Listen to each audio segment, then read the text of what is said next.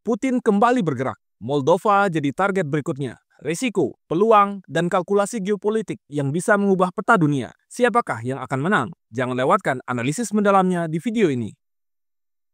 Kalkulasi geopolitik Putin antara risiko dan peluang. Langkah Putin tidak hanya mencerminkan ambisi untuk menghidupkan kembali kejayaan Uni Soviet, tetapi juga upaya bertahan dalam dunia geopolitik yang semakin tidak ramah terhadap Rusia. Dengan Moldova sebagai target potensial berikutnya, kita melihat kalkulasi kompleks yang mencakup elemen militer, diplomasi, ekonomi, dan ideologi. Namun, strategi ini syarat risiko. Invasi terhadap Ukraina sudah menarik sanksi berat dari Barat, memicu eksodus perusahaan asing, dan menghancurkan hubungan Rusia dengan negara-negara besar Eropa. Dengan menambah Moldova ke dalam daftar targetnya, Putin menghadapi ancaman eskalasi konflik yang lebih luas. Tapi dari sudut pandangnya, resiko ini sebanding dengan manfaat strategis yang ditawarkan.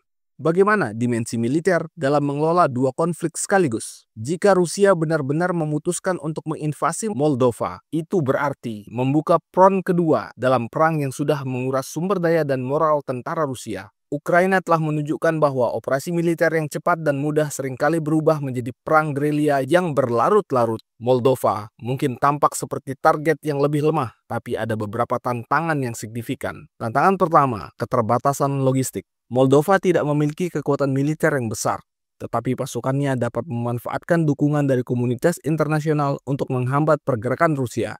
Transnistria mungkin menjadi basis strategis, tapi jalur pasukan Rusia akan tetap rapuh, terutama jika Ukraina memblokir akses melalui wilayahnya. Tantangan kedua, kemungkinan intervensi dari NATO. Moldova memang bukan anggota NATO, tetapi jika invasi Rusia merambat ke negara-negara tetangga seperti Rumania atau Polandia, maka NATO hampir pasti akan terlibat langsung dalam perang ini. Hal ini beresiko memicu perang yang jauh lebih besar, sesuatu yang bahkan Rusia mungkin tak mampu menanganinya. Tantangan yang ketiga yaitu tekanan internal. Tentara Rusia sudah kewalahan dengan perlawanan sengit dari Ukraina. Membuka front baru akan memperburuk tekanan pada pasukan, menciptakan celah yang bisa dimanfaatkan oleh oposisi di dalam negeri untuk menggoyang kekuasaan Putin. Pertimbangan ekonomi, Rusia diambang kebangkrutan. Kekuatan militer hanya dapat dipertahankan jika didukung oleh kekuatan ekonomi yang kuat.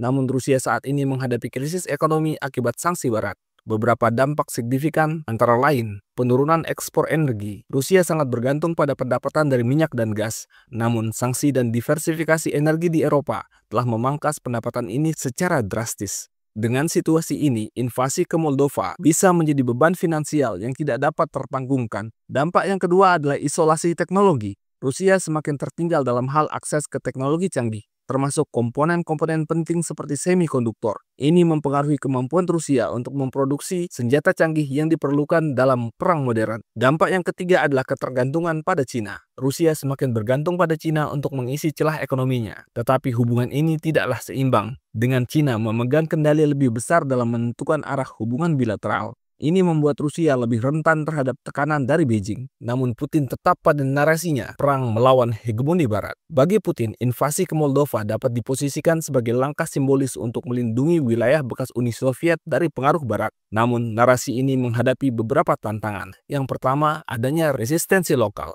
Moldova telah bergerak semakin dekat ke Uni Eropa dengan banyak warga yang mendukung integrasi lebih lanjut. Jika Rusia menginvasi, itu akan memperkuat sentimen anti-Rusia di Moldova dan kawasan sekitarnya. Tantangan kedua adalah respon dunia Islam dan global selatan. Rusia berusaha menarik dukungan dari negara-negara di Timur Tengah, Afrika, dan Asia. Namun banyak dari negara-negara ini yang enggan berpihak sepenuhnya, mengingat dampak buruk konflik terhadap stabilitas global. Langkah agresif terhadap Moldova bisa mengikis dukungan yang ada. Posisi Belarusia, mitra, atau menjadi beban. Belarusia tetap menjadi sekutu terdekat Rusia, tetapi hubungan ini bukan tanpa gesekan. Presiden Alexander Lukashenko telah memainkan peran ambigu dalam konflik Ukraina.